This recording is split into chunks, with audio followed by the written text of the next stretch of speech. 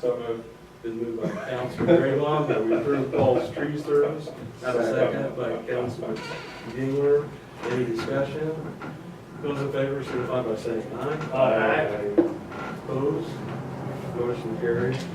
The next item is a change order, number 3 on the East Main project. Yeah, so basically, we're at the end of the project, and so I kind of wanted to bring these things through here just to talk about, and also close the project out, kind of put a ribbon on it, I guess you could say. So, looking at the change order, I kind of have it out of order here a little bit, sorry about that. But change order number 3, so first of all, we haven't had hardly any change orders on the project, which is, you know, a $1.5 million project. It's pretty awesome. So, engineering did a good job, and the manager, and even Paper Deal, they did a good job of getting it right pretty much the first time. So, if you can remember, you know, one of the change orders was, the major one was the bridge deck on the bridge. You know, we kind of got into that and found out always put a cap on part of it, but not all of it. So that was about $4,000, you know, right at the beginning of the project. And then I think the original change order was actually just the dates. So we haven't really had too many financial change orders. And so what this one does here actually puts us back within $1,000 of the original, you know, amount before the bridge cap, you know. And so that really what this is all about is a lot of, you know, we had some kind of that pavement cost, because we kind of lowered and flattened and did some work on those driveways, and it took some extra concrete and forming, but trying to get it right the first time, and kind of one of those, hey, we designed it one way, but real life it wasn't working real well, so there's some additional costs there. But we saved quite a bit in just a couple different categories. You know, it looks like a manhole that was deducted. There was, you know, some of the temporary seating and mulching. We saved a lot of money there. It's kind of a call, you know, I kind of made it as, you know, the thick of summer, it was 110 degrees, and it's like, you know, nothing's gonna stick, and it can just be dirt, and the weeds didn't even grow. So we saved a lot of money there, you know, about $7,000. And then we saved quite a bit in the permanent seating area too, because again, we kind of went with the gamble of, we did that, and it was a good idea on their part. We did the that mat stuff, so there was a lot of biolog and silt control stuff that they didn't have to use, and they just did that, and so it was a kind of a win-win for everybody. And I think it's, for the most part, a lot of it out there has turned out really nice. We got a few spots where it looks like the cedar wasn't working real good, but we're getting there and seeing some nice green stuff along that way. So so in the end, it kind of gets our project back down to, you know, underneath what the change order 2 put it at, and obviously quite a bit under, or right, you know, just right around that kind of original contract price. And again, kind of like I wrote my memo, the big change is still not in here is about the retaining wall. You know, so in the end, it would be about, you know, if you go up to 144, which is what that change order was 3 months ago, so that takes up some of that from the 141. So we'll end up being, I figured, about 0.5%, you know, 6.7% over the contract price when we're all said and done. So the scope of things really went well, and the electric and all that stuff went well. I mean, I think pretty much everything fit into the bond, and we're about the end of it.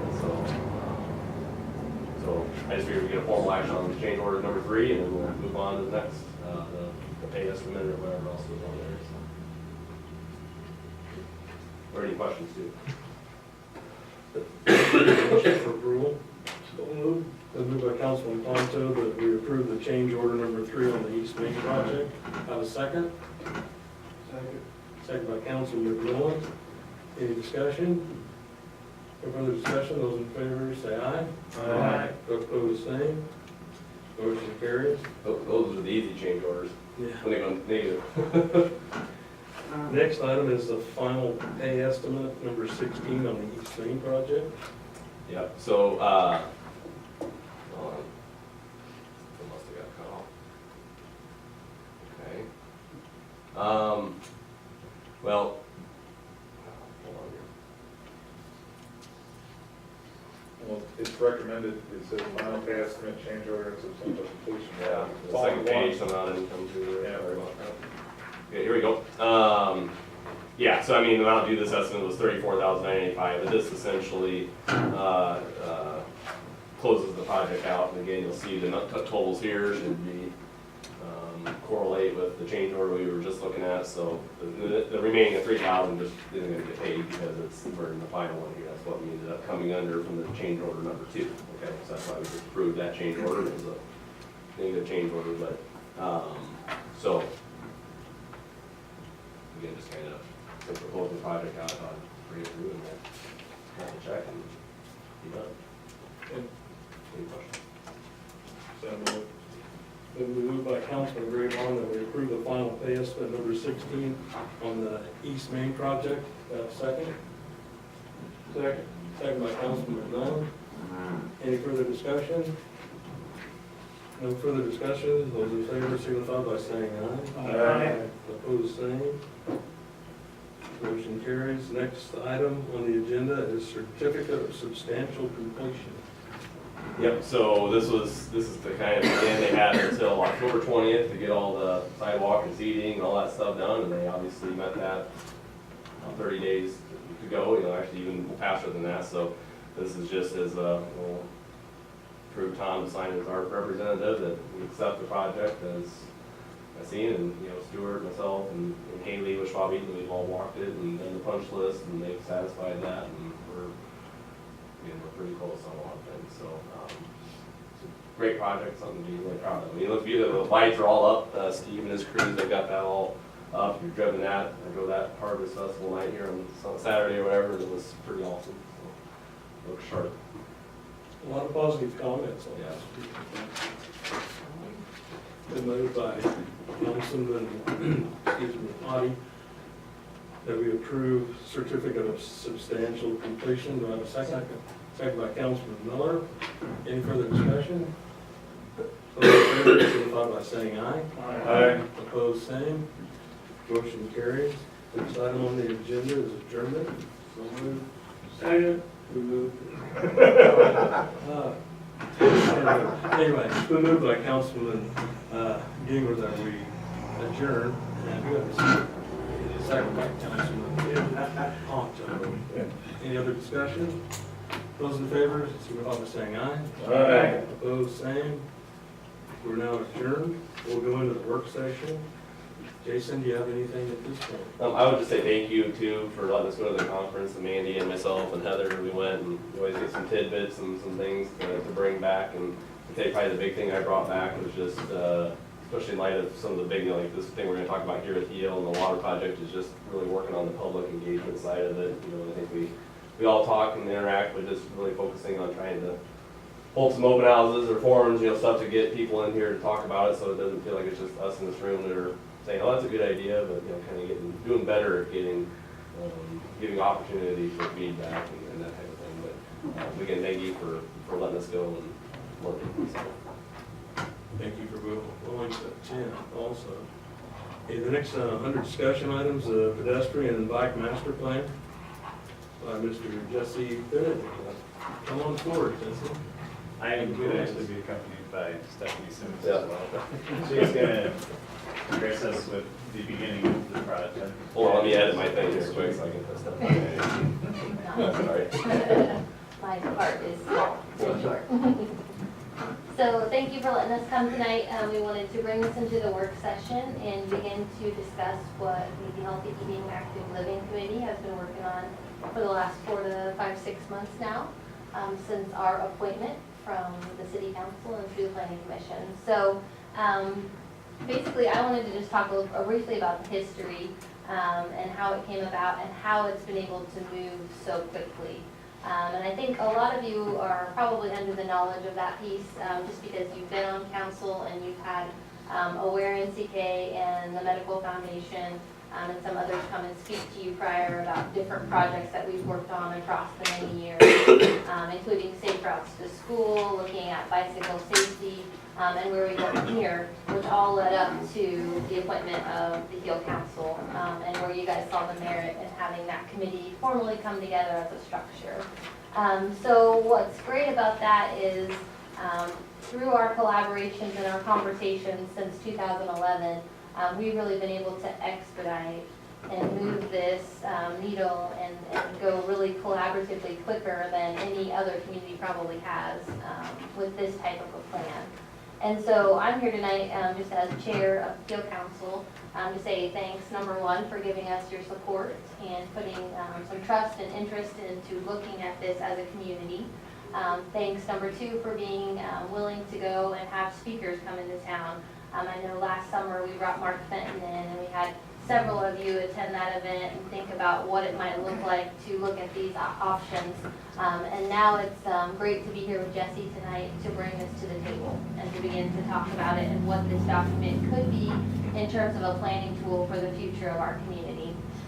So quickly, and it's actually in the document that you guys received too, it gives you kind of a project background of how this all came about, how Heal was appointed, and then how the connection was quickly made between the Heal Council appointment and going into a consultative period of master bike and pedestrian planning with Schwab Eaton. This plan includes some of the pieces that you'll see that we've worked on for years, but now it's actually able to become a working document, and when new resources come available, like grant dollars that we look at, we can pull this quickly and put together a great application that's very valid and validated in funders' minds. And so this is number one, something that a community our size you don't typically see, something like this. So, and in essence, our project history came very, very quickly. We did a lot of background work, and that led to what we're bringing you tonight, where Heal has been able to pick up the pieces and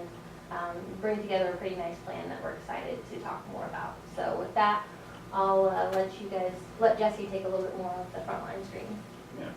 So I hope you guys have had a chance to kind of read through the document, at least begin to kind of wrap your mind around it. It's very dense and covers a lot of ground, covers a lot of facets of pedestrian infrastructure.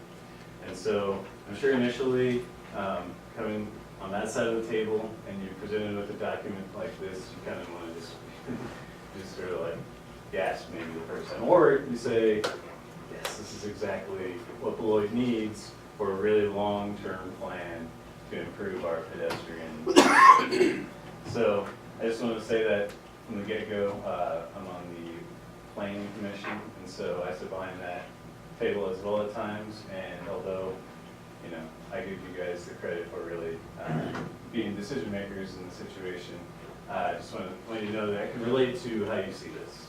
So, to backtrack a little bit, when I was brought in on this project, I have a background, the reason I was brought in is I have a background in this kind of work.